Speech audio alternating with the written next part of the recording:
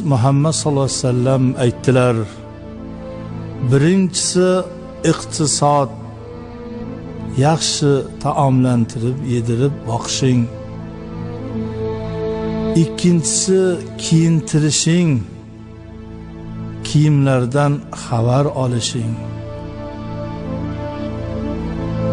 Uchinchisi hech qachon urmasliging, ayniqsa yuziga urma ayolingni. To'rtinchisi hech qachon onasidan, otasidan, zotidan haqoratlanib tahqir so'kinishlarni qilmagin.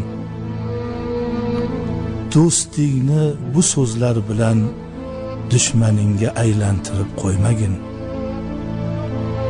Arazlaganingda uydan chiqib ketmasdan boshqa xonada bo'lgin.